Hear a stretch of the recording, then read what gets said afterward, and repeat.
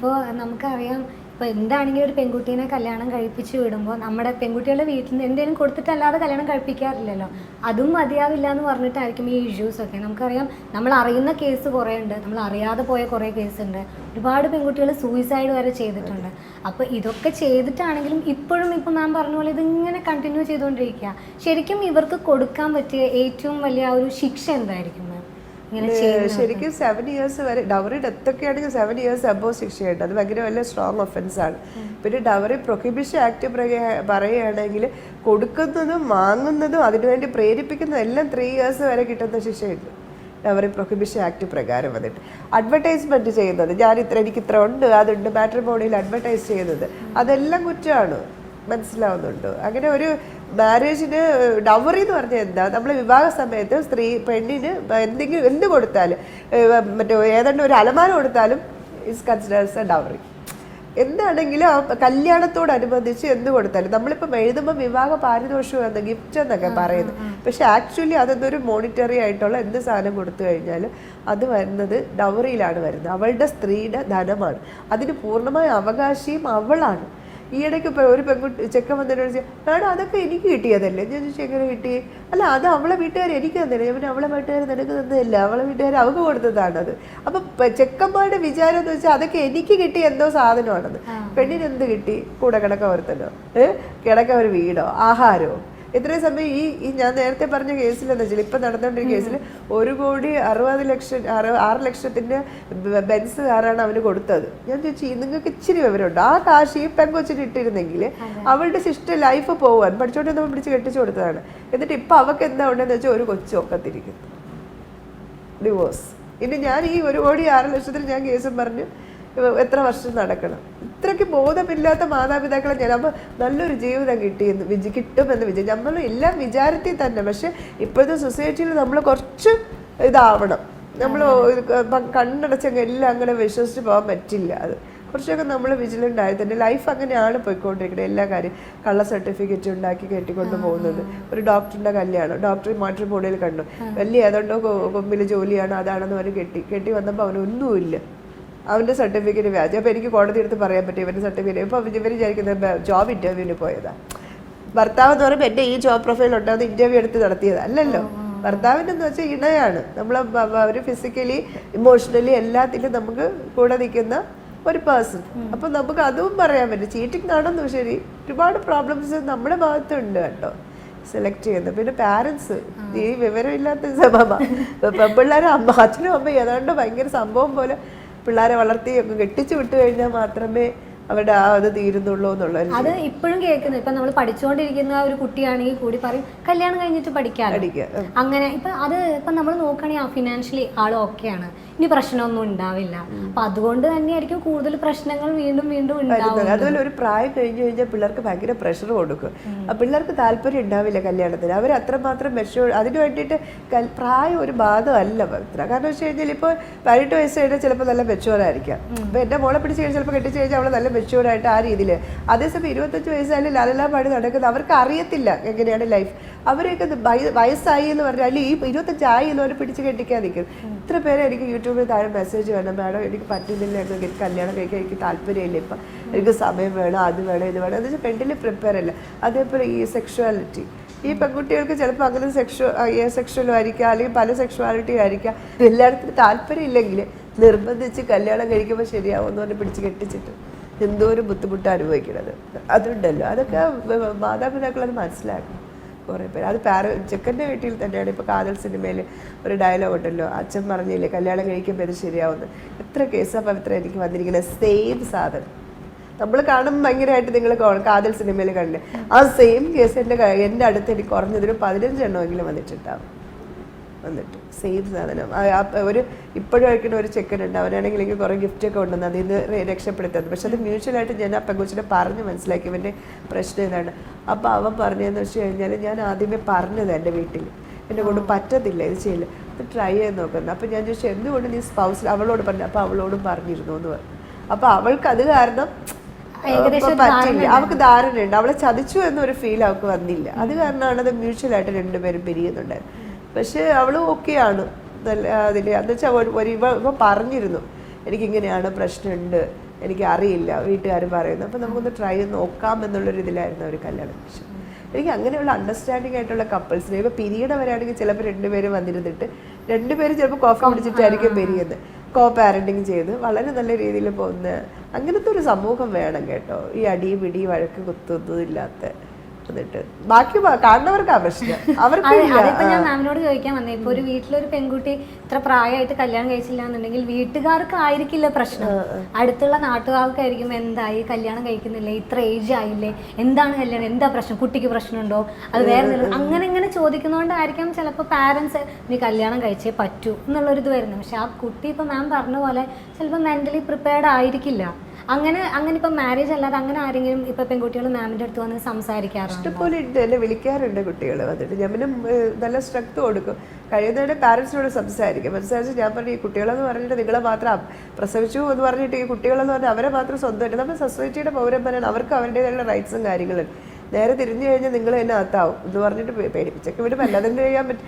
ഞാൻ വിചാരിക്കുന്നു 2 ദിവസം കഴിഞ്ഞിട്ട് അവർ വേദനിച്ച് വിഷമിച്ച് വന്ന് അത് പോയി ആ ഒരു ദിവസം കൂടെ വയ്ക്കണം. ഇപ്പം നമ്മുടെ കൊച്ചു നമ്മൾ സന്തോഷത്തോടെ ഇരിക്കണമല്ലോ, അത് മാത്രമേ ഈവൻ പവിത്ര ഇത് ഞാൻ ചുമ്മാ പറയണല്ലേ, എൻ്റെ മോള് തന്നെ ഒരു പോയിന്റിൽ പറയട്ടെ കല്യാണം കഴിക്കണ്ടെന്ന് പറഞ്ഞു കഴിഞ്ഞാൽ അവളുടെ സന്തോഷത്തിൻ്റെ കൂടെ ഇരിക്കും.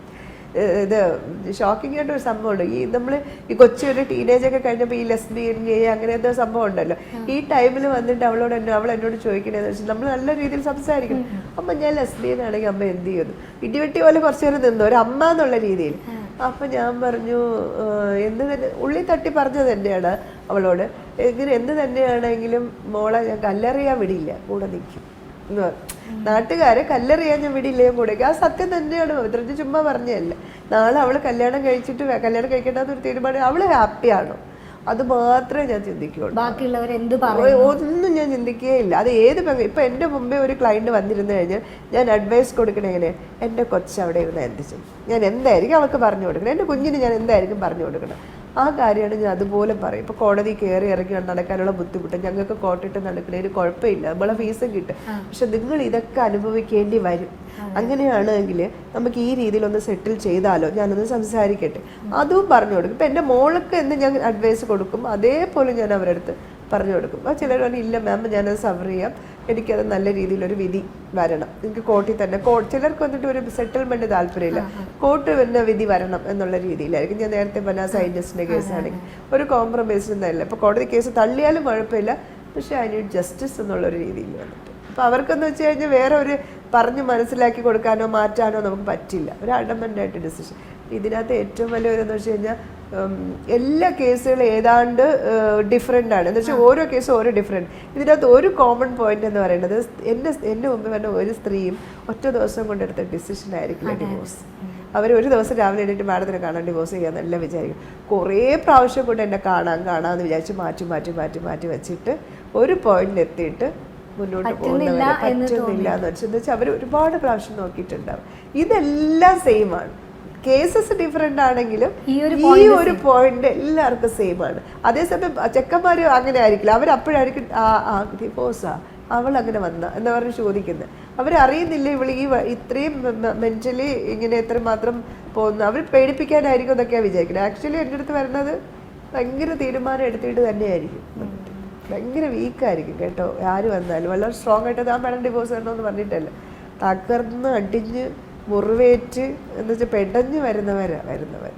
പക്ഷെ അത് കഴിഞ്ഞ് മാറി വരുമ്പോഴുണ്ട് നമുക്ക് അവർക്ക് വരുന്ന ഒരു വ്യത്യാസം ഉണ്ടല്ലോ, അത് നമ്മളെല്ലാം വിസിബിളാണ്.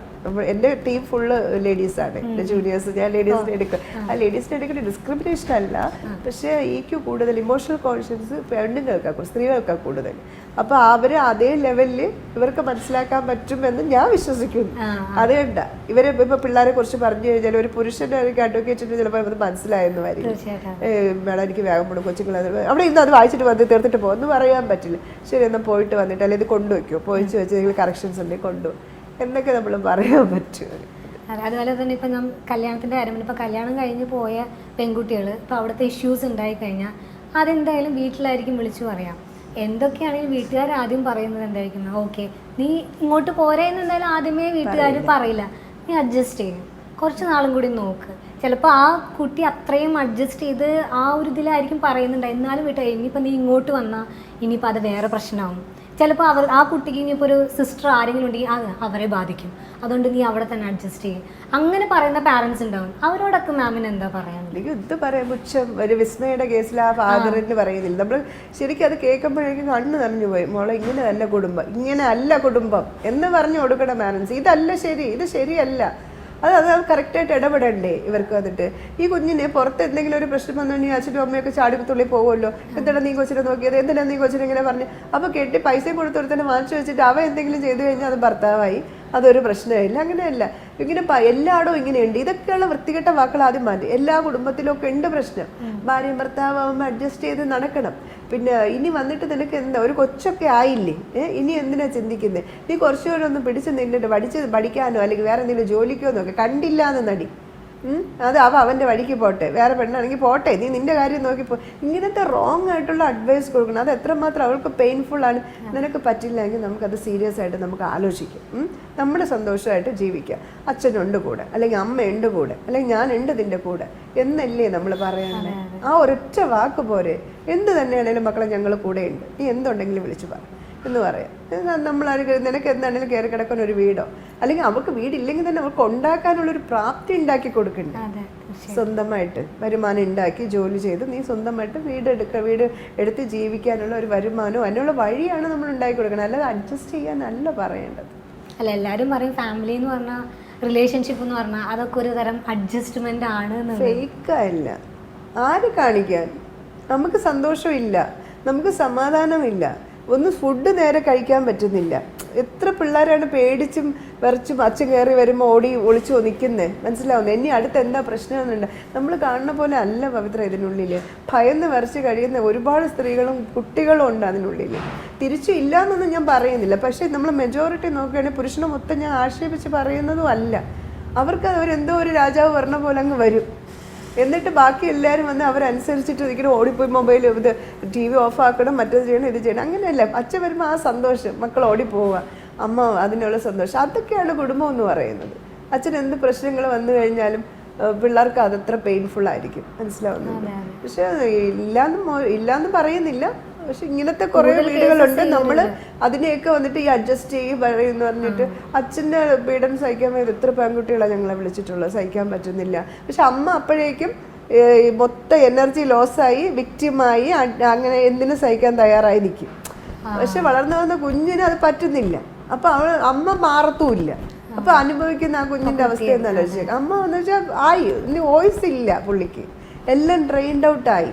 അപ്പോൾ ഇനി മുന്നോട്ടില്ല, എങ്ങനെയെങ്കിലും ജീവിച്ചു പോകാം. പക്ഷെ ആ കുഞ്ഞിനൊന്നും ഇതൊന്നും പറ്റുന്നില്ല. അച്ഛൻ്റെ ഈ ടോർച്ചർ ഇതൊന്നും സഹിക്കാനും പറ്റുന്നില്ല. പഠിത്തത്തെ ബാധിക്കുന്നു, പെരുമാറ്റം ബാധിക്കും. അപ്പോഴേക്കും വല്ല ബംഗാളിയും വന്നു കഴിഞ്ഞാൽ ചാടിപ്പോര ടെൻഡൻസി വരെയും ചെയ്യും. ഇതൊക്കെയാണ് മനസ്സിലാവുന്നുണ്ട്. ഒരുപാട് പ്രശ്നങ്ങൾ കുടുംബത്തിനകത്ത്. നമ്മൾ ഈ കൊട്ടിഘോഷിക്കുന്നതൊന്നും അല്ല കുടുംബം. കുടുംബത്തിനകത്ത് നല്ല രീതിയിൽ കൗൺസിലിംഗ് കൊടുത്ത്, അല്ലെങ്കിൽ നല്ല രീതിയിൽ പ്രശ്നങ്ങൾ പരിഹരിച്ച് കൊണ്ടുപോകും. ഓരോ കുടുംബത്തിനെ നോക്കിയിട്ട് അത് അവർ തന്നെ ഇനിഷ്യേറ്റീവ് എടുക്കുകയും വേണം. വന്നിട്ട്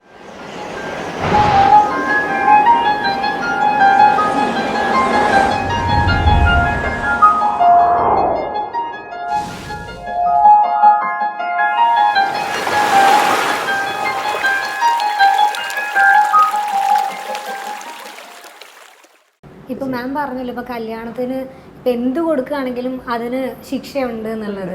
അതിപ്പോ നമ്മള് ഇപ്പോഴും അത് നടക്കുന്നുണ്ടല്ലോ. അപ്പൊ മാമിന് എപ്പോഴേലും തോന്നിയിട്ടുണ്ടോ ഇപ്പൊ ഇനി നമുക്ക് അങ്ങനെ ഒരു ഇത് വേണം, അതായത് ഒരു കല്യാണത്തിന് മുന്നേ ഒരു കൗൺസിലിങ്ങോ അല്ലെങ്കിൽ ഇന്ന കാര്യങ്ങൾ ഇന്ന ഇതിൽ ഇത്രക്ക് ഇഷ്യൂസ് ഉണ്ടാവും, അതിന് ഇതൊക്കെയാണ് ശിക്ഷ, അതൊക്കെ ആദ്യമേ അവർക്ക് ഒരു അവയർനെസ് കൊടുത്തതിന് ശേഷം നമ്മൾ ഇത് കൊടുക്കാമെന്ന് പറയുന്നത് കുറ്റമാണ്. അത് വളരെ ക്ലിയർ ആണ്. എന്നാൽ പോലും നമ്മളിപ്പോൾ SNDP ശാഖയിലൊക്കെ നമ്മൾ നോക്കുകയാണെങ്കിൽ അതിനകത്ത് കല്യാണ സമയത്ത് ഇത്ര പവൻ കൊടുത്തു എന്നൊക്കെ എഴുതിയിരിക്കുന്നത്. ശരിക്കും പറഞ്ഞു കഴിഞ്ഞാൽ ഇതൊക്കെ നിയമവിരുദ്ധമായിട്ട് വരേണ്ട ഒരു സമയമായി കഴിഞ്ഞു. നമ്മൾ വിവാഹമായിട്ട് ബന്ധപ്പെട്ട് ഒരു ഫിനാൻഷ്യൽ ഡീലിംഗ് അങ്ങനെ പാടില്ല. അതാണ് ഡവറി പ്രൊഹിബിഷൻ എന്ന് പറയുന്നത്. ഡവറി എന്ന് പറയുന്നത് എല്ലാം വിവാഹമായിട്ട് ബന്ധപ്പെട്ട് എന്ത് സ്ത്രീക്ക് സപ്പോർട്ടായിട്ട് കൊടുക്കുന്നതല്ലോ അതെല്ലാം ഡവറിയിൽ ഇൻക്ലൂഡഡ് ആണ്. അത് പ്രൊഹിബിറ്റ് ചെയ്തുകൊണ്ട് ഒരു നിയമം ഇരിക്കുന്ന സമയത്ത് നമ്മൾ അത് ചെയ്യാൻ പാടില്ല. ശരിക്കും പറഞ്ഞു കഴിഞ്ഞാൽ അങ്ങനെ ഒന്ന് അട്രാക്ട് ചെയ്യുന്നതും ക്രൈമാണ്. നമുക്ക് അത് കൊടുക്കുക ഇത് കൊടുക്കാന്ന് പറയുന്നത് അത് സ്ത്രീകളുടെ ഭാഗത്തുനിന്ന് കംപ്ലീറ്റ് അത് നിലനിൽക്കില്ല. അല്ലെങ്കിൽ അത് തന്നെ ഒരു ക്രൈമായിട്ട് വരണം. ഞാൻ ഇത് കൊടുക്കാന്ന് പറയുന്നത് ഒക്കെ എന്നിട്ട് കൊടുത്തു എന്ന് പറയുന്നതും ക്രൈമാണ്. അവർക്കാർക്ക് പക്ഷേ ഇതൊന്നും അവർ അറിയുന്നില്ല, അവയർനെസ് ഇല്ല. നല്ല രീതിയിൽ പറഞ്ഞു. ഇപ്പോൾ പോലീസ് സ്റ്റേഷനിൽ പോയി കഴിഞ്ഞാലും ഡവറി പ്രൊഹിബിഷൻ ആക്ടിനെ കുറിച്ച് അവർ കുറേ ഇത് ചെയ്യില്ല. ആകെ ചെയ്യുന്നത് സ്ത്രീ പീഡനം അല്ലെങ്കിൽ സ്ത്രീധന പീഡനം 498 ചെയ്യുന്ന IPC സെക്ഷനൊക്കെ എന്ന് പറഞ്ഞാൽ അതും കുറവ് സെക്ഷനൊന്നല്ല, അതിനും ക്രൈമൊക്കെ ഉണ്ട്. പക്ഷെ ഡവറി പ്രൊഹിബിഷൻ ആക്ടിന് ആരും അത്രമാത്രം പ്രാധാന്യം കൊടുക്കുന്നില്ല. ഇത്രയും ഇങ്ങനെ ഒരു നിയമം നിലവിലുണ്ട് എന്ന് പറഞ്ഞിട്ട് മനസ്സിലാവുന്നുണ്ട്. പിന്നെ ഈ മാരേജ് വരുന്ന സമയത്ത് എനിക്ക് എല്ലാ പാരൻസിൻ്റെ അടുത്താണെങ്കിലും കുട്ടികളുടെ അടുത്താണെങ്കിലും പറയാനുള്ളതെന്ന് വെച്ച് കഴിഞ്ഞാൽ ഫിനാൻഷ്യലി അല്ല നിങ്ങൾ മാരേജിനെ ഡീൽ ചെയ്യേണ്ട വേറെ കുറേ കാര്യങ്ങളുണ്ട്. ഒന്നെന്ന് വെച്ച് കഴിഞ്ഞാൽ ഇമോഷണലി രണ്ടുപേരും കണക്റ്റഡ് ആണോ, ഇവരുടെ വേവ് ലെങ്ത് ഒക്കെ ഒരുപോലെ ആണോ എന്ന് നോക്കണം. നോക്കണമെങ്കിൽ നമ്മളെ പഴയ മറ്റേ എബ്രോഡിലെ ഡേറ്റിംഗ് സിസ്റ്റത്തിന് നമ്മൾ എതിര് പറയണമെങ്കിൽ അങ്ങനെ വെച്ചാൽ എല്ലാ രീതിയിലും അല്ല ഞാൻ പറയണത്. അവർ അലോ ചെയ്യണം. ഒരു ദിവസം കണ്ടോ ചായ കുടിച്ചോ ഒന്നും അല്ല, ഒരു കുറഞ്ഞത് 2-3 മാസമെങ്കിൽ ഈ സംസാരത്തിനകത്ത് ഒരുപാട് റെഡ് ഫ്ലാഗ്സ് വരും. യോജിക്കാൻ പറ്റത്തില്ല.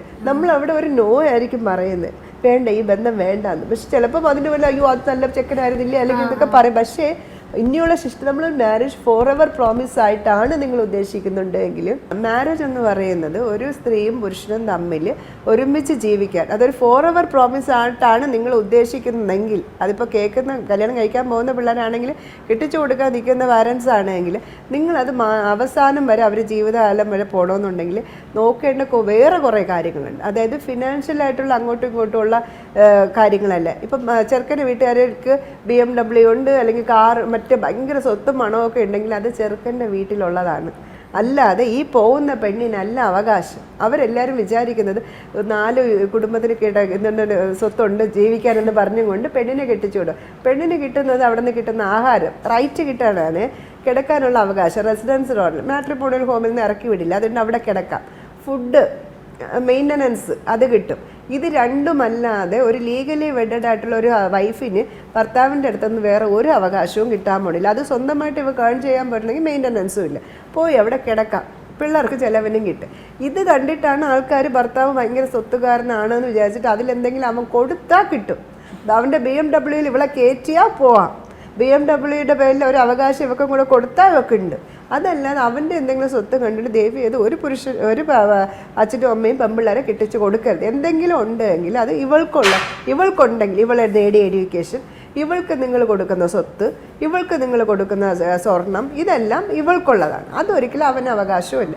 അത് അവർ തന്നെ തീരുമാനിക്കണം. പിന്നെ കല്യാണം കഴിച്ച് പോകുന്ന പെങ്കൊച്ചാണെങ്കിൽ ആ കിട്ടിയ സ്വർണ്ണമായിട്ട് അത് അവൾ തന്നെ ലോക്കറിൽ സൂക്ഷിച്ച് അവളുടെ പഠിത്തത്തിനോ അല്ലെങ്കിൽ അവളുടെ ബെനിഫിറ്റിനോ ഉപയോഗിക്കുക. നമ്മുടെ ഭർത്താവ് എന്തെങ്കിലും ഒരു ആപത്തിൽപ്പെട്ട് ആക്സിഡൻറ്റിൽ പെട്ട് എന്തെങ്കിലും കൊടുക്കണമെന്നല്ല, അതൊക്കെ ഒരു മാനസികമായിട്ടുള്ളൊരു അടുപ്പമാണ്. അങ്ങനെയല്ല ഞാൻ ഉദ്ദേശിക്കുന്നത്. പക്ഷെ എന്നാലും അത് അവൾക്കുള്ള ഫ്യൂച്ചറിലേക്ക് വേണ്ടിയിട്ട് വേണം മെയിനായിട്ട് ശ്രദ്ധിക്കുക. അല്ലെങ്കിൽ ഒരുമിച്ചുള്ള ഒരു കുടുംബം ഒരു 2 പേരും കൂടെ ചേർന്നിട്ട് ഒരു 5 സെന്റ് സ്ഥലം പ്രോപ്പർട്ടി മേടിക്കുന്നു, ഷീ ക്യാൻ ആൾസോ ഇൻവെസ്റ്റ്. അത് അങ്ങനെ ചെയ്യും. മറ്റേതൊക്കെ ഈ തെറ്റിദ്ധാരണ ഫിനാൻഷ്യൽ ആയിട്ടുള്ള ഡീലിംഗ്. അതിനും അപ്പുറമായിട്ട് ഇമോഷണലി കണക്റ്റഡ് ആണോ എന്ന് നോക്കണം. അതിനുവേണ്ടി ഇവർ തമ്മിൽ ഇൻട്രാക്ട് ചെയ്യാൻ വിടണം. ഇൻട്രാക്ട് ചെയ്തിട്ട് ചിലപ്പം സെക്സ് എന്ന് പറയുന്നത് ഭയങ്കര സീരിയസ് ആയിട്ടുള്ളൊരു കാര്യമാണെന്ന് സുപ്രീം കോടതി വരെ പറഞ്ഞിട്ടുണ്ട്. മാരേജിൻ്റെ ബേസ് ഇതിപ്പോൾ എല്ലാവരും പറഞ്ഞു സെക്സിന് വേണ്ടിയിട്ടാണ് കല്യാണം കഴിക്കണം എന്നൊക്കെ ചെയ്യും. പിന്നെ കല്യാണം കഴിക്കുന്ന വീട്ടിൽ ഇരുന്നൂടെ? സെക്സ് ഡിനേ ചെയ്യുന്നത് ഒരു ക്രൂവൽറ്റിയാണ്. സെക്ഷലായിട്ട് അങ്ങോട്ടും ഇങ്ങോട്ടും ഒരു അട്രാക്ഷൻ ഇല്ലാതെ വരിക, അല്ലെങ്കിൽ എനിക്ക് നിന്നോട് അങ്ങനെ ഫീലിംഗ് തോന്നുന്നില്ല. അപ്പോൾ ആ ലൈഫ് എന്ന് പറയുന്നത് പിന്നെ ഡെഡായ മാരേജാണ്. അതിന് അർത്ഥമില്ല. മാരേജ് ഇമോഷണലി ഫിസിക്കൽ ഇൻറ്റിമസി ഇല്ലയെന്നുണ്ടെങ്കിൽ അത് ഡെഡായിപ്പോയി. പിന്നെ പേരിന് വേണ്ടി 2 സുഹൃത്തുക്കൾ ജീവിക്കണ പോലെ ജീവിക്കാൻ പറ്റും. അത് നിങ്ങൾ മെയിനായിട്ട് നോക്കണം. ഫിസിക്കൽ ഇൻറ്റിമസി, അവനവൻ്റെ സെക്ഷുവാലിറ്റി ആദ്യം മനസ്സിലാക്കണം. ഞാൻ ഇങ്ങനെ ബൈസെക്ഷൽ ആണോ ഹോമോസെക്ഷൽ ആണോ അല്ല ഹെറ്ററോ ആണോ എന്നാണ് അത് ഇല്ല. അതൊക്കെ പിള്ളേർ സ്വയം മനസ്സിലാക്കിയിട്ട് അവരെങ്കിലും തിരിച്ചറിയണം അവരെക്കുറിച്ച്. അത് പാരൻസിനെ കൺവിൻസ് ചെയ്യാൻ ശ്രമിക്കുക. ശ്രമിച്ചില്ലെങ്കിൽ തന്നെ ഇൻഡിപെൻഡൻ്റ് നിൽക്കാനുള്ള ശക്തി 1. 2 വെച്ച് കഴിഞ്ഞാൽ വൈബ് എന്ന് വെച്ച് കഴിഞ്ഞാൽ ചിലർ വന്നിട്ട് ഭയങ്കരമായിട്ട് എന്താ പറയുക കൺട്രോൾ ചെയ്യാൻ ഇഷ്ടപ്പെടുന്നവരായിരിക്കും, ചിലർ ഫ്രീ ആയിരിക്കാം. അപ്പോൾ അത് യോജിക്കും. അപ്പം അത് കുറേ നീ എവിടെയാണ് എന്താണ് എന്ന് ചോദിക്കുന്നത്, നീ ആരുടെ കൂടെയാണ്, ബിസി ആയിരുന്നു, ഇതൊക്കെ കൺട്രോളിങ് ആണ്. ഇത് ടോക്സിസിറ്റിയുടെ ഇനിഷ്യൽ സ്റ്റേജാണ്. ഇതൊക്കെ റെഡ് ഫ്ലാഗ്സ് ആണ്. മനസ്സിലാവുന്നുണ്ട്. അപ്പം നമ്മൾ വിചാരിക്കും സ്നേഹം കൊണ്ടായിരിക്കും, നമ്മൾ ഇത്ര കെയറിങ് ആയിരിക്കും. പക്ഷെ അത് കുറച്ച് കഴിയുമ്പം നമ്മൾ കംപ്ലീറ്റ് അടക്കി പിടിച്ച് അതിൻ്റെ മുകളിലോട്ട് ഇങ്ങനെ വെച്ച് കൺട്രോൾ ചെയ്ത് വെച്ചിരിക്കുന്നതാണ്. അങ്ങോട്ടോ ഇങ്ങോട്ടോ പോകാൻ പറ്റാത്ത ആ ലെവലിലൊക്കെ മനസ്സിലാക്കിയെടുക്കണം. കുറേ റെഡ് ഫ്ലാഗ്സ് ഉണ്ടാകാൻ നോക്കണേ. പിന്നെ അപ്പം അന്ന് പറയുന്ന ഒരു നോ നിങ്ങൾക്ക് പിന്നീട് നിങ്ങളുടെ ജീവിതകാലം മുഴുവൻ സഹിക്കാവുന്നതിലുള്ള ഒരു എസ്കേപ്പ് ആയിരിക്കും. അല്ലതാ ഇവന് നല്ല കാശുണ്ടായിരുന്നില്ല, പെണ്ണ് നല്ലതായിരുന്നു, ഇപ്പോൾ ഒരു പെണ്ണിന് നമ്മൾ ഇത്തരുന്ന ചെക്കന്മാരെ ഒരു സൈഡ് പറഞ്ഞു, പെണ്ണിൻ്റെ കേസ് പറഞ്ഞുതരാം. ഒരു കേസിൽ വന്ന സമയത്ത് കല്യാണ സമയത്ത് പറഞ്ഞു പെണ്ണിന് ഇച്ചിരി ദേഷ്യമൊക്കെ ഉണ്ട് കേട്ടോ എന്ന്. ഇവൻ ഭയങ്കര സൈലൻ്റ് ആയിട്ടുള്ള ചെക്കനാണ്, അവനാണ് എൻ്റെ ക്ലയൻറ്റ്. അപ്പോഴേക്കും ഞാൻ സൈലൻ്റ് അല്ലേ, ദേഷ്യം ഉണ്ടെങ്കിൽ എന്തെങ്കിലുമൊക്കെ കാര്യങ്ങൾ നമ്മൾ വഴക്കിട്ടോ എന്ന പ്രശ്നങ്ങൾ വന്നാലല്ലേ ദേഷ്യം, അതത്ര സാരമില്ല, കല്യാണമൊക്കെ കഴിഞ്ഞു. പക്ഷെ ദേഷ്യം എന്ന് പറഞ്ഞാൽ ഇവള് വരവൻ പറയില്ലേ, ആ മുഖത്ത് ചിരിയേ ഇല്ല, എപ്പോഴും ദേഷ്യം. അങ്ങോട്ട് പോയി ഒന്ന് കാല് തട്ടി കഴിഞ്ഞാൽ നിങ്ങൾക്ക് നേരെ നടന്നൂടെ എന്നുവെച്ചാൽ വീഡിയോ കോൾ വന്നാൽ ഇവന് പേടി. ദേഷ്യത്തിൻ്റെ എന്തോ ആൾക്കാർക്ക് പറഞ്ഞതെന്ന് മനസ്സിലാവും, ദേഷ്യമല്ലേ ഉള്ളൂ, അതിന് ഉപദ്രവമൊന്നും ഇല്ലല്ലോ എന്ന് പറഞ്ഞു. ഇവള് ഇപ്പോൾ ഫോൺ എടുത്തില്ലേ പ്രശ്നം, മറ്റേ പ്രശ്നം, എപ്പോഴും ദേഷ്യം അവൾക്ക്. എൻ്റെ പൊന്നും വേണം, എന്നെ കൊണ്ട് സഹിക്കാൻ പറ്റുന്നില്ല എന്ന്. പക്ഷെ അവർ പറയും ഞങ്ങൾ ആദ്യം പറഞ്ഞില്ലേ ദേഷ്യം ഉണ്ടെന്ന്. അപ്പൊ കല്യാണത്തിന് മുന്നേ സംസാരിക്കാൻ അങ്ങനെയൊന്നും സംസാരിച്ചില്ല, ദേഷ്യം. അപ്പൊ അവരെ കുറ്റപ്പെടുത്തി, ഞങ്ങൾ പറഞ്ഞല്ലോ പെണ്ണിന് ഇങ്ങനെ ഒരു ദേഷ്യം ഉണ്ടെന്ന്. പക്ഷെ ആ ദേഷ്യത്തിന്റെ ഡെപ്ത് ഇവന് മനസ്സിലാവണമെങ്കിൽ ഇന്ററാക്ട് ചെയ്യണമായിരുന്നു നേരത്തെ, അതിന് അലോ ചെയ്യണമായിരുന്നു. അവ എന്തായിരിക്കും ചിലർ പറയും ഇച്ചിരി കുടിക്കും, കാഷ്വലായിട്ട് കുടിക്കും, പക്ഷെ ഇങ്ങനെ പറയണമെങ്കിൽ അപ്പം ആലോചിക്കണം എന്തോ ഒരു സംഭവം ഉണ്ടായിട്ടാണ് പറഞ്ഞത്. അപ്പൊ കുടിക്കുന്നുണ്ട് നിസ്സാരം ആയിരിക്കത്തില്ല, അത് നോക്കണം. എത്ര പീരീഡിലാണ് കുടിക്കുന്നത്, അല്ലെങ്കിൽ എപ്പോഴാണ്, അത് ശരിക്കും ഒരു ആൽക്കഹോളിക് ആണോ എന്നൊക്കെ ശരിയാ. ആ ചിന്ത ആദ്യം മാറണം. കല്യാണം കഴിച്ചാൽ ശരിയാവാൻ പോകുന്നതായിട്ട് ഒന്നുമില്ല. കുട്ടിയുണ്ടാ ശരിയാവോ, കല്യാണം കഴിച്ചാൽ ശരിയാവും, ഇതൊക്കെ വളരെ തെറ്റിദ്ധാരണ. ഒരാളുടെ ക്യാരക്ടർ ഫോം ആവുന്നതിന് 23 വയസ്സാണ്. അവൻ വളർന്നു വന്ന സാഹചര്യം അല്ലെങ്കിൽ അവരുടെ രീതി വെച്ച് ഒരു 10th grade ബേസിക് അവൻ്റെ നേച്ചർ ക്യാരക്ടറൊക്കെ ഡെവലപ്പായി. അതൊരു പാർട്ടി വന്നെന്ന് പറഞ്ഞ് മാറത്തില്ല, കുറച്ചൊക്കെ ഒരു ചേഞ്ചസ് വരുമായിരിക്കും. പക്ഷെ ബേസിക് ആയിട്ടുള്ള നേച്ചർ ശൈലിയായിരിക്കും, പവിത്രയായിരിക്കും. അത് കല്യാണം കഴിഞ്ഞ് മാറില്ല. പക്ഷെ അത് മറ്റാൾക്ക് യോജിക്കാൻ പറ്റാത്ത രീതിയാണെങ്കിൽ ചിലർ ഭയങ്കര ഹൈജീനിക് ആയിരിക്കും, പക്ഷെ മറ്റേ ആൾ വന്നിട്ട് മുടിയും വലിച്ചിട്ട് അവിടെ ഇട്ട് തുടങ്ങിയ പ്രശ്നങ്ങൾ. അപ്പം ഇങ്ങനെയൊക്കെ അതൊക്കെ ഒരു സീരിയസ് ആയിട്ട് കാണുന്നവരാണെങ്കിൽ എൻ്റെ ലൈഫിൽ ഇതെനിക്കൊരു പ്രശ്നമാണ്, മനസ്സിലായില്ലേ. ഇപ്പം എനിക്ക് അത് അഡ്ജസ്റ്റ് ചെയ്യാൻ പറ്റുന്നില്ലെങ്കിൽ അത് ഓപ്പൺ ആയിട്ട് പറയണം, എനിക്കതൊരു ഇഷ്യൂ ആണ് എന്ന് തന്നെയാണ് പറയേണ്ടത്, മനസ്സിലായി. പിന്നെ ചിലർക്ക് ആ ബോഡി ഓർഡർ ഇഷ്ടപ്പെടില്ല, ഇതൊക്കെ നമുക്ക് പറയാൻ പറ്റില്ല. നമ്മൾ ഡേറ്റിങ്ങിൻ്റെ അത്രയ്ക്ക് നമ്മൾ വളർന്നില്ല. അപ്പോൾ പിന്നീടായിരിക്കും അതിലോട്ട് വരുന്ന സമയത്ത് പിന്നെ ഡെഡായി, അവിടെ തീർന്നു. ഏത് മാരേജാണ് ഇപ്പം നല്ല രീതിയിൽ പോകുന്നത് എനിക്കറിയില്ല, വളരെ റെയറായിരിക്കാം. കെട്ടിപ്പോയി കൊച്ചുണ്ടായി എന്ന് പറഞ്ഞ് ആരെയും കാണിക്കാൻ വേണ്ടി ജീവിക്കുന്നു എന്നല്ലാതെ നമ്മൾ വിചാരിക്കണ പോലെ എൻ്റെ 10th ടുഗദർനെസ് ഒക്കെ വിട്ട് എന്തോ അത് എനിക്ക് കാണുമ്പോഴൊക്കെ ചിരി വരും. അതിലൊന്നും ഒരു അർത്ഥമൊന്നുമില്ല. അല്ല ഇപ്പൊ എന്താണെങ്കിലും ഇപ്പൊ നമ്മൾ അറിയുന്നവർ ചോദിച്ചു കഴിഞ്ഞാൽ എന്ത് ചെയ്യാനോ, ഇപ്പൊ കുട്ടിയായാലേ ഇനിയിപ്പോ എത്ര ഉണ്ട് അത്രത്തോളം അവൾക്ക് വേണ്ടിയിട്ട് അഡ്ജസ്റ്റ് ചെയ്ത് പോവാന്നുള്ള. അത് ഇപ്പോഴത്തെ പിള്ളേർ ഒരുപാട് മാറിയട്ടെ. ഈ കുട്ടികൾക്ക് വേണ്ടി അഡ്ജസ്റ്റ് ചെയ്യുന്ന സ്വഭാവമുണ്ട് പിള്ളേർ തന്നെ. എന്തിന് ഞങ്ങൾ പറഞ്ഞാൽ ഞങ്ങൾക്ക് കുറച്ചുകൂടെ സമാധാനം ഉണ്ടാവുമായിരുന്നു, ഞങ്ങൾ കുറച്ചുകൂടെ നല്ല രീതിയിൽ പോകുന്നു. ഈ നിങ്ങൾ തമ്മിലുള്ള ഈ തല്ലുപിടുത്തം അടിയും കാരണം സമാധാനം നഷ്ടപ്പെട്ടിട്ടാണ് ഈ കുഞ്ഞുങ്ങളെ വളർന്നു വരുന്നത്. അതേസമയം ഇവർ രണ്ടുപേരും സെപ്പറേറ്റ് ആയോ അല്ലെങ്കിൽ ഒരുമിച്ച് ജീവിക്കാൻ പറ്റത്തില്ല. ഇപ്പോൾ കുടുംബം കലക്കി തടുത്ത് വരും കേട്ടോ. സെപ്പറേറ്റ് ആയിട്ട് നമ്മൾ എൻ്റെ അമ്മ സ്ട്രോങ് ആണ്, എൻ്റെ അമ്മ എന്നും കരഞ്ഞും നിരഞ്ഞും ഈ ദേഷ്യമെല്ലാം കൊച്ചുങ്ങളോടും കാണിച്ചുകൊണ്ടിരിക്കുന്ന അമ്മ ഹാപ്പിയാണ്, അമ്മയുടെ കാര്യങ്ങൾ നോക്കണം. എന്തിനും അമ്മയുടെ അടുത്ത് എനിക്കൊരു സൊല്യൂഷൻ ഉണ്ടെന്ന് കുട്ടികൾ വിചാരിക്കുക. അതേപോലെ അച്ഛൻ നല്ല ഫ്രണ്ട്ലിയാണ്, അച്ഛൻ്റെ അടുത്ത് എന്ത് വേണോ സംസാരിക്കുക. അങ്ങനെ ഇരിക്കുന്നവരല്ലേ, അല്ലെങ്കിൽ ഇവർ രണ്ടുപേരും കൂടെ ഒരുമിച്ചിരുന്നാലേ എനിക്ക് നേരെ പോകാൻ പറ്റുള്ളൂ എന്ന് കുട്ടികൾക്ക് അങ്ങനെ ഒരു ചിന്തയില്ല. നമ്മളായിട്ട് ഉണ്ടാക്കി വെക്കുന്നതാണ്. കുഞ്ഞിനെ കുറിച്ച് ചിന്തിക്കാത്തത്. അവർക്കൊരു കൊച്ചില്ലേ, കൊച്ചെന്ന് പറയുമ്പോൾ എന്താണ് അച്ഛൻ അമ്മ, അല്ലാതെ ഇവർ രണ്ടുപേരും ഒരുമിച്ച് ഞങ്ങളെ സ്നേഹിക്കണം അങ്ങനെ ഇല്ല കുഞ്ഞുങ്ങൾക്ക്. ഇവർ തമ്മിൽ സന്തോഷത്തോടെ ഇരിക്കണമെന്നേ ഉണ്ടാവുള്ളൂ. ഇങ്ങനെ കിടന്ന് എത്രയോ പിള്ളേർ എന്നെ പോയാൽ ഞങ്ങൾ അനുഭവിക്കത്തിന് അങ്ങനെ എങ്ങനെയെങ്കിലും ഇതുങ്ങളെ പിരിച്ചു കൊടുക്കാൻ പറ്റുമോ എന്ന് ചോദിച്ചിട്ട് മീഡിയേഷൻ ടോക്കിൽ വന്നിട്ടുണ്ട്. അവർ സമാധാനം ഞങ്ങൾക്ക് തരണില്ല ജീവിതത്തിലെന്ന് പറഞ്ഞിട്ട്. സന്തോഷമായിട്ട് രണ്ടുപേരും ജീവിച്ചോട്ടെ, ഞങ്ങൾക്ക് പ്രശ്നമില്ല. പക്ഷേ ഇത് തമ്മിൽ തല്ലുപിടുത്തം എന്താണെന്നറിയോ? നമുക്കിപ്പോൾ ഭയങ്കരമായിട്ട് പാർട്ട്ണറിന് ദേഷ്യവും സങ്കടവും ഒക്കെ വന്നുകൊണ്ടിരിക്കണം. ഇത് ഇങ്ങോട്ട് വരും, കൊച്ചുങ്ങളിലേക്ക് വരും. കൊച്ചുങ്ങൾക്ക് കറക്റ്റായിട്ടൊരു ഗൈഡൻസ് കൊടുക്കാൻ പറ്റില്ല. നമുക്ക് നല്ലൊരു പാരൻ്റ് ആയിരിക്കാൻ പറ്റില്ല അവിടെ വന്നിട്ട്. ഈ ദേഷ്യവും സങ്കടവും എല്ലാം ഈ അമ്മമാർ കൊച്ചുങ്ങളെടുത്ത്. അപ്പോൾ ആ കൊച്ചുങ്ങളുടെ ക്യാരക്ടർ ബിഹേവിയർ എല്ലാം മാറിക്കൊണ്ടിരിക്കും. ഇതൊക്കെ ഒരുപാട് ഇഷ്യൂസ് സൈക്കോളജിക്കലി പറയാനുണ്ട്. ഇതൊക്കെ നമ്മളൊരു ഡിവോഴ്സിന് അങ്ങനെ അത്ര മോശം കാര്യമായിട്ടൊന്നും കരുതി അതിനെ ഇല്ലാണ്ടാക്കി പ്രൊമോട്ട് ചെയ്യാനും അല്ല ഞാൻ പറയണത്. പക്ഷേ അതൊരു നല്ലൊരു ചോയ്സായിട്ട് തോന്നുകയാണെങ്കിൽ നമ്മളത് തന്നെ പോകണം. കുട്ടികൾക്ക് വേണ്ടിയിട്ട് ശരിക്കും കൂടെ ജീവിക്കുന്നതിനേക്കാളും ഡിവോഴ്സ് അതാണ് കുട്ടികൾക്ക് വേണ്ടിയിട്ട്. അവർക്ക് നല്ലൊരു എൻവയോൺമെൻറ്റിന് വേണ്ടിയിട്ട് നമ്മൾ സെപ്പറേറ്റ് ആയിട്ട് ജീവിക്കാനാണ് ആഗ്രഹിക്കുന്നത്. അങ്ങനെ ചിന്തിക്കണം. മെയിൽ ഷോവനിസം ആണ് നാർസിസം. അതിൽ ഞാനാണെന്നുള്ളൊരു ഭാവം അതല്ല, ഞാനെന്നൊരു ഭാവം. അതാണെന്നോ പെണ്ണെന്നോ അല്ല, ഞാൻ എൻ്റെതല്ല, എൻ്റെ ഉടലെന്നുള്ള ഒരു ഭാവം. ബാക്കി എല്ലാം വന്നിട്ട് പുച്ഛവും, ബാക്കി എല്ലാവരും സ്ലേവ്സും അങ്ങനെ. അപ്പോൾ പക്ഷേ ഇവരെന്താണെന്നറിയോ, ഏതെങ്കിലും ഒരു പേഴ്സണ് നോട്ട് ചെയ്ത് വെക്കും. ആ പേഴ്സൺ എന്ന് പറയുന്നത് ഇവർക്കില്ലാത്ത, ഇപ്പം ഞാൻ ഹൈലി എമ്പതറ്റിക്കാണ്, അദ്ദേഹത്തിന് എമ്പതി 0. നാർസിസം തിരിച്ചറിയണമെങ്കിൽ ആദ്യം അറിയണത് എമ്പതി ഉണ്ടാവില്ല. പക്ഷെ അതിനേക്കാളും ഉപരി എനിക്ക് കുറേ കാര്യങ്ങൾ അത് കിട്ടുന്നുണ്ട്. ഞാൻ എത്ര വയ്യെങ്കിലും ഓടി ഓഫീസിൽ വന്നിരിക്കുമ്പോൾ ഒരാളടുത്ത് സംസാരിക്കുമ്പോൾ ഞാൻ ഇങ്ങനെ കേട്ടുകൊണ്ടേയിരിക്കും, മനസ്സിലാവുന്നുണ്ട്. അതൊക്കെ എന്താ സ്കില്ലാണോ അല്ലെങ്കിൽ അതൊരു ക്വാളിറ്റി ആണോ എന്നൊന്നും എനിക്ക് പറയാനല്ല.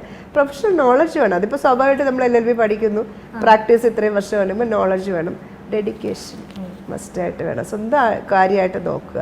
എന്നിട്ട് എനിക്ക് മാക്സിമം ഞാനത് എൻ്റെ ജോലിയിൽ 100% അതിലും കൂടുതലുണ്ടെങ്കിലേ ഉള്ളൂ. ഇപ്പം ചില കേസിൽ നമ്മളങ്ങ് ഇരുന്ന് പോകും, കോളൊക്കെ വരുമ്പോഴിങ്ങനെ അങ്ങനെയാണ് പ്രശ്നം, ഇങ്ങനെയാണ് പ്രശ്നം, അപ്പോഴേക്കും കേട്ടോണ്ടിരിക്കുന്ന വരുമ്പോൾ മുള്ള തന്നെയാണെങ്കിൽ ഉള്ളിലോട്ട് എടുക്കാതെ ഉള്ളിലോട്ട്. പക്ഷേ എനിക്ക് ഞാനങ്ങ് കുറച്ചെടുക്കും അത് ഉള്ളിലോട്ട്.